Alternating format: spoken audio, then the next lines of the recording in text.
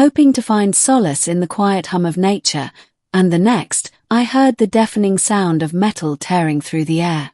The ground shook as something massive collided with the earth, leaving behind a trail of blackened trees and smoke. Curiosity got the better of me. As a naturalist and a self-proclaimed adventurer, I'd seen some strange things in my time. But nothing could have prepared me for what lay in that smoldering crater. It wasn't a meteor. It wasn't even a satellite. It was a ship. Not like the ones you'd see at sea, but something sleeker, with curved, reflective panels that shimmered even under layers of soot. This thing didn't belong here, not on Earth. Cautiously, I descended into the crater. Heat radiated off the wreckage, and the air smelled of burning metal and ozone. That's when I saw her. She was crouched beside the ship, her body trembling. At first, I thought she was human. But as I stepped closer, the differences became apparent. Her skin was a pale lavender, almost glowing in the dim light. Her eyes were large and black, like twin pools of oil, and her limbs were slightly longer and thinner than any human's. She wore a metallic suit that clung to her form, damaged in several places, exposing patches of her alien skin. Her gaze snapped to me, and I froze. She let out a shrill, guttural sound, backing away until she was pressed against the ship's hull. To her, I must have looked like a monster, a towering figure with coarse features and clothing stained from the forest. "Hey, it's okay," I said softly, raising my hands to show I meant no harm. "I'm not here to hurt you." She didn't understand. Her eyes darted around, searching for an escape. She tried to stand, but stumbled, clutching her leg. A jagged piece of metal was lodged just below her knee, and dark blue blood seeped from the wound. "You're hurt," I said, pointing to her leg. "Let me help you." She hissed, a sound that could have been a warning or a plea. I didn't move closer, not yet. Instead, I pulled out my first aid kit, a habit I'd developed on my many solo adventures. Slowly, I placed it on the ground and backed away. She stared at the kit, then at me. Cautiously, she reached for it, her long fingers trembling. She fumbled with the latch, and when it opened, she jumped back as though expecting an attack.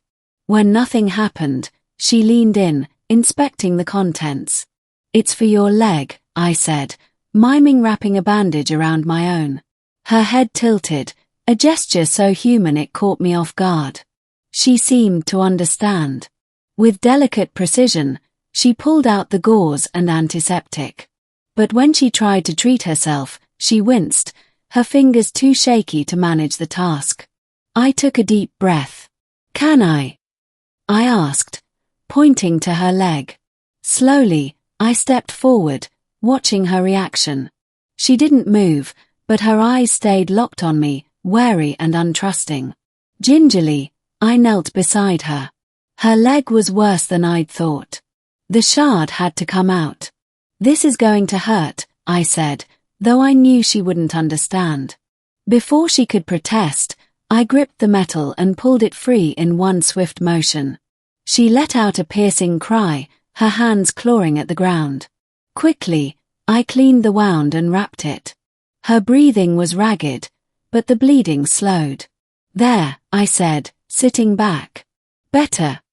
She looked at me, her expression unreadable. Then, to my surprise, she muttered something. It was garbled, her language a mix of clicks and hums. But the tone, it wasn't hostile. If anything, it sounded like gratitude. Over the next few hours, I stayed with her. The ship, or what was left of it, was beyond repair. She tried to salvage parts, her movements sluggish and pained. I helped where I could, though most of the technology was incomprehensible to me. Night fell, and the forest came alive with sounds. She seemed uneasy, her gaze darting to every rustle in the trees. I built a small fire, hoping it would provide some comfort. She sat across from me, her large eyes reflecting the flames. For the first time, she looked less like an alien and more like a lost soul, far from home. Do you have a name? I asked, pointing to her and then to myself. I'm Alex. She hesitated, then placed a hand on her chest. Tiari, she said slowly. Tiari, I repeated, smiling. Nice to meet you. Her lips curved slightly, the closest thing to a smile I'd seen. Progress. Over the next few days, we developed a rudimentary form of communication. She taught me a few words in her language, and I shared mine.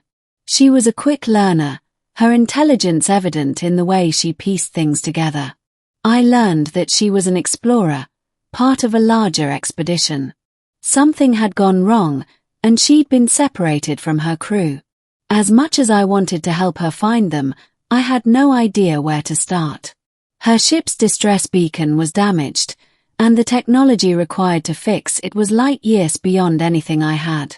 One evening, as we sat by the fire, she pointed to the stars. She spoke in her language, her voice soft and mournful. Though I couldn't understand her words, the meaning was clear. She missed her home. We'll figure it out, I said, placing a hand on my chest. I promise. The breakthrough came a week later. While scavenging near the crash site, I found a piece of the ship's beacon that seemed intact.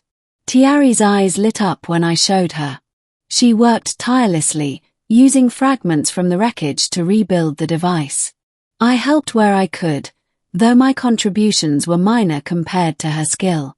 Finally, the beacon crackled to life. A series of lights blinked in a pattern, and Tiari let out a sound of relief. She explained, through a mix of words and gestures, that the signal would reach her crew. Now, it was a matter of waiting. The days that followed were bittersweet. I knew her time here was coming to an end. Despite our differences, we'd formed a bond. I'd gone from being the monster she feared to the ally she trusted. And, in a way, she'd become my friend, a connection I hadn't realized I needed. The rescue came at dawn. A second ship descended silently, its sleek form blending seamlessly with the sky. Tiari's crew emerged, their appearance similar to hers but with distinct differences. They regarded me cautiously, their postures defensive. Tiari stepped between us, speaking rapidly in her language. She gestured to me, her tone insistent. Slowly, their hostility faded. One of them, who appeared to be the leader, approached and extended a hand. It was a gesture I recognized, and I shook it. As they prepared to leave, Tiari turned to me. She placed a hand on my chest, just over my heart, and spoke a single word. Thank you. I watched as the ship ascended, disappearing into the sky. The forest grew quiet once more, as if the earth itself was acknowledging the end of an extraordinary chapter. Life returned to normal, but I often found myself looking to the stars, wondering if Tiari was out there, thinking of me. I'd never know for sure. But one thing was certain. In a universe vast and filled with unknowns, even the most unlikely connections could bridge worlds. Months later, as I hiked the same trail, I found something unexpected. A small metallic object, half buried in the dirt. It was a pendant, engraved with a pattern that resembled Tiari's writing. Holding it, I smiled, a quiet warmth spreading through me. She hadn't forgotten. Neither would I.